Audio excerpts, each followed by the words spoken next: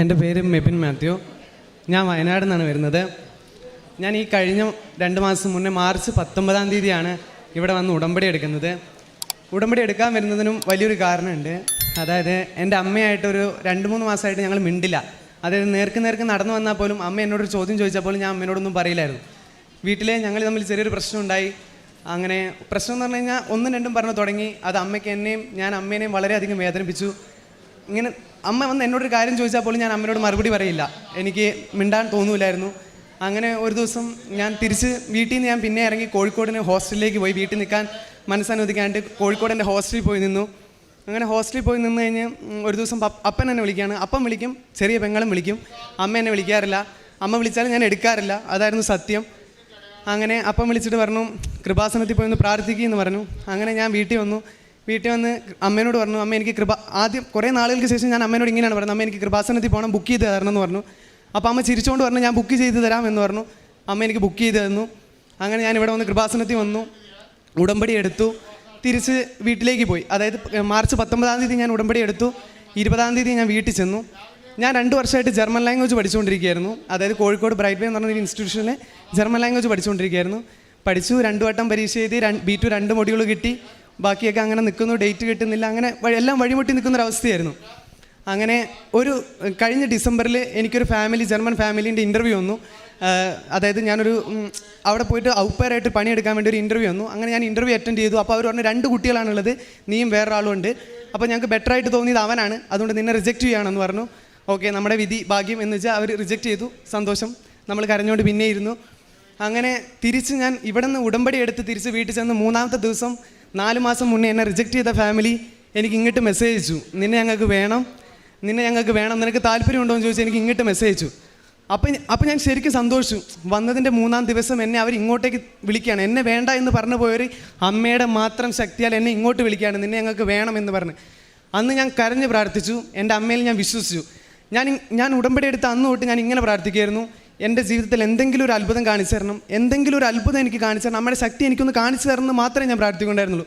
ഉടമ്പടി എടുത്തിട്ട് പോലും എനിക്ക് കുറ്റബോധം തോന്നിയിട്ടുണ്ട്. എന്നെക്കൊണ്ട് ഇത് വൃത്തിക്ക് കൊണ്ടുനടക്കാൻ പറ്റുമോ, ഞാനിത് വൃത്തിക്കാണോ ചെയ്യുന്നതെന്ന് പലതവണ എനിക്ക് തോന്നിയിട്ടുണ്ട്. പക്ഷേ ഒരു കാര്യം ഞാൻ കരഞ്ഞ് പ്രാർത്ഥിച്ചിട്ടുണ്ട്, എന്തെങ്കിലും ഒരു അത്ഭുതം എൻ്റെ ജീവിതത്തിൽ കാണിച്ചു തരണം, എന്തെങ്കിലും ഒരു അത്ഭുതം എൻ്റെ ജീവിതത്തിൽ കാണിച്ചു തരണം. കാരണം എൻ്റെ അപ്പൻ്റെ അമ്മയുടെ കണ്ണീര് കണ്ട് എനിക്ക് തന്നെ എന്നോട് തോന്നിയിട്ടുണ്ട്. പലതവണ ഞാൻ എൻ്റെ വീട്ടിൽ നിന്ന് ഹോസ്റ്റലിൽ പോയി നിന്നിട്ടുണ്ട്.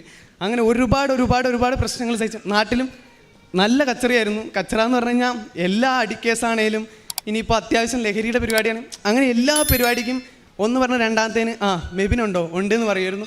അങ്ങനെ ഒരു അവസ്ഥയായിരുന്നു എൻ്റെ അവസ്ഥ.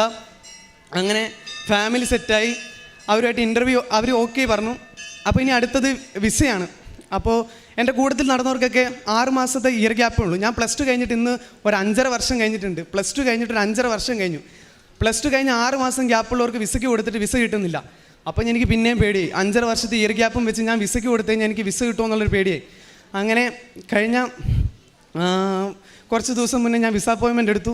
വിസയ്ക്ക് കൊണ്ടുപോയി. വിസ ഓഫീസിൽ കയറുന്നതിന് മുന്നേ എൻ്റെ അപ്പൻ എന്നോട് ഇങ്ങനെ പറഞ്ഞു, നീ ആ ഉപ്പ് നിൻ്റെ 2 ഡോക്യുമെൻ്റായിട്ട് 2 ഫയലായിട്ട് വേണം നമ്മൾ വിസ ഓഫീസിൽ സബ്മിറ്റ് ചെയ്യാൻ വേണ്ടി. ഞാൻ എൻ്റെ ഉപ്പെടുത്ത് 2 ഫയലിലും കുറച്ച് ഉപ്പ് ആരും കാണാണ്ട് ഞാൻ ആ ഉപ്പിട്ടു, വിസയ്ക്ക് സബ്മിറ്റ് ചെയ്തു. അപ്പോൾ എൻ്റെ കൂടെ മാനന്തവാടിക്കാരി ഒരു കൊച്ചും കൂടെ ഉണ്ടായിരുന്നു. ആളും സബ്മിറ്റ് ചെയ്തിരുന്നു. ആൾ 2ാമത്തെ വട്ടം 6 മാസത്തെ ഗ്യാപ്പ് കഴിഞ്ഞ് റിജക്ഷൻ കിട്ടിയിട്ട് 2ാമത്തെ വട്ടം കൊടുക്കുകയാണ്. ഞാൻ 5.5 വർഷത്തെ ഇയർ ഗ്യാപ്പും വെച്ച് ഫസ്റ്റ് ടൈം കൊടുക്കുകയാണ്. അപ്പോൾ എന്തായാലും എൻ്റെ കാര്യത്തിൽ തീരുമാനമായി, ഉറപ്പായി, ഇത് കഴിഞ്ഞു, വെടിക്കെട്ട് കഴിഞ്ഞു എന്ന് വിചാരിച്ച് വീട്ടിൽ പോയി. അങ്ങനെ 14 ദിവസം കഴിഞ്ഞപ്പോൾ ആൾക്ക് വിസ കിട്ടിയെന്ന് പറഞ്ഞാൽ ആൾ എനിക്ക് മെസ്സേജ് അയച്ചു, എനിക്ക് വിസ കിട്ടിയിടാന്ന് പറഞ്ഞു. എനിക്ക് 15 ദിവസം കഴിഞ്ഞു, 16 ദിവസം കഴിഞ്ഞു, 17 ദിവസം കഴിഞ്ഞു. 19-ാമത്തെ ദിവസം എന്നെ വിളിക്കുന്നു, വിസ വന്നിട്ടുണ്ട് കേട്ടോ, കോഴിക്കോട് വന്നിട്ടുണ്ടെന്ന് പറഞ്ഞു.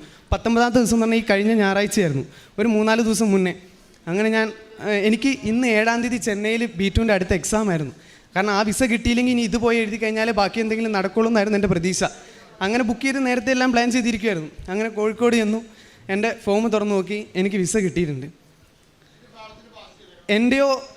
എനിക്കറിയില്ല എന്നതാ പറയേണ്ടതെന്നൊന്നും. അമ്മ ഞാൻ ഇത്രയും പറഞ്ഞിട്ടുണ്ടെങ്കിൽ എനിക്ക് അതിന് തന്നിട്ടുണ്ടെന്നുള്ളതിൻ്റെ ഏറ്റവും വലിയ തെളിവാണ് എൻ്റെ കയ്യിലിരിക്കുന്ന എൻ്റെ ഈ വിസ. ഈ 15-ാം തീയതി ഞാൻ ജർമ്മനിക്ക് പോവാണ്. എൻ്റെ ഈ ടിക്കറ്റ്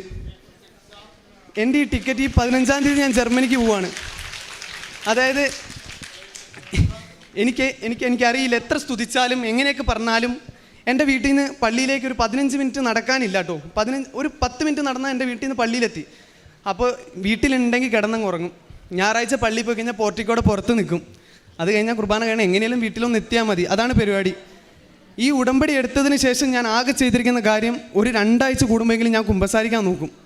എല്ലാ ദിവസവും വീട്ടിലുണ്ടെങ്കിൽ ഞാൻ എൻ്റെ പള്ളിയിൽ പോകാൻ നോക്കും. സത്യം പറയുകയാണെങ്കിൽ വിശ്വസിച്ച് കരഞ്ഞ് പ്രാർത്ഥിച്ചിട്ടുണ്ടെങ്കിൽ ഈ ഇരിക്കണ അമ്മ നമുക്ക് തന്നിരിക്കും. അതിനുള്ള ഏറ്റവും വലിയ തെളിവാണ് എൻ്റെ കയ്യിലിരിക്കുന്ന ഈ സാധനം. എനിക്ക് പറയാനുള്ള എൻ്റെ പ്രായത്തിലുള്ളവരോടാണ്, ഇഷ്ടം പോലെ അവസരങ്ങളുണ്ട് വഴിവഴിച്ച് പോകാൻ. അങ്ങനെ കുറേ അവസരങ്ങളിൽ പെട്ട് പോയിട്ടുമുണ്ട് ഞാൻ. അവസാനം എൻ്റെ അമ്മ വഴി തന്നെ, എൻ്റെ പെറ്റമ്മ വഴി തന്നെ എനിക്ക് ഈ അമ്മയെ കൊണ്ട് തന്നു. ഈ അമ്മ വഴി എനിക്കൊരു ജീവിതം കിട്ടി. അതുപോലെ വളർന്നു വരുന്നതോടെ എനിക്ക് ഒറ്റ കാര്യമേ പറയാനുള്ളൂ, അമ്മയെ മുറുക്കെ പിടിച്ച് കരഞ്ഞ് പ്രാർത്ഥിച്ചാൽ ഉറപ്പായിട്ടും തന്നിരിക്കും. ഉറപ്പായിട്ടും തന്നിരിക്കും എന്ന് പറഞ്ഞിട്ടുണ്ടെങ്കിൽ തന്നിരിക്കും.